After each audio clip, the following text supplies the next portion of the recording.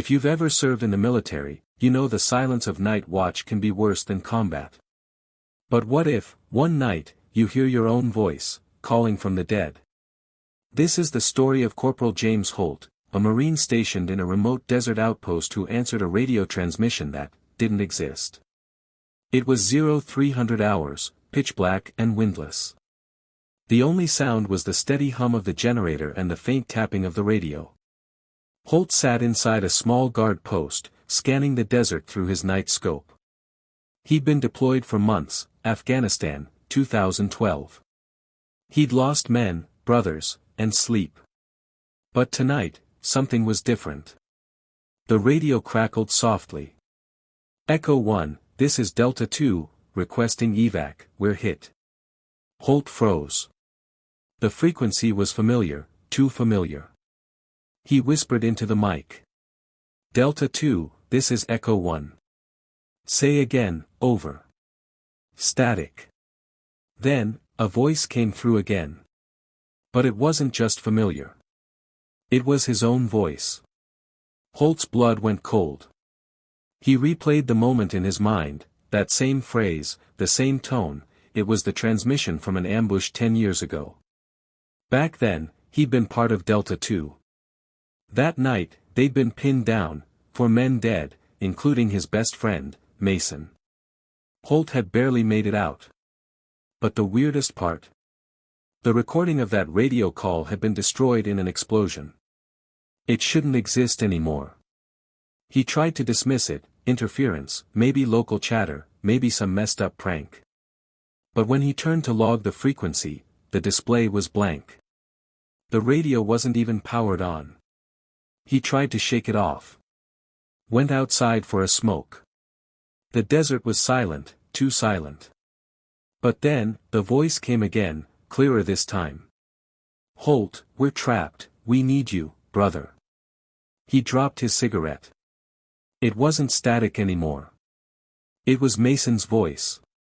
Mason. That you? Holt whispered. You left us. Holt.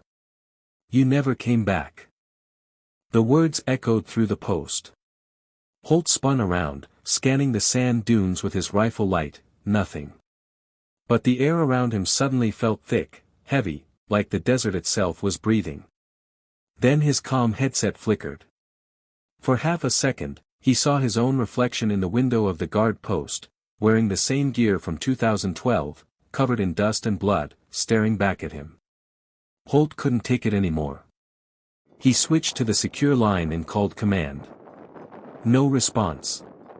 Not even static now, just silence. Then his radio light blinked red.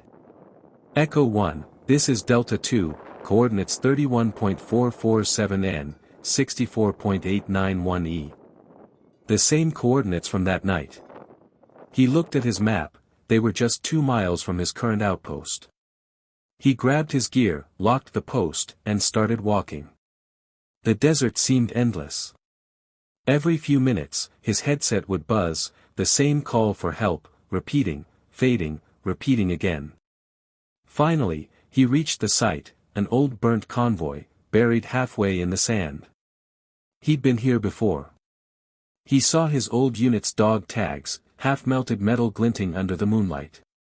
And then, the radio beside the wreck lit up. We knew you'd come back, Holt. They found him at dawn, still sitting beside the burnt vehicles, holding his rifle, the radio still whispering softly. Except, it wasn't connected to anything. When they brought him back, Holt was silent. He didn't eat. Didn't sleep. The only thing he said, over and over again, was, "They called me. I had to answer."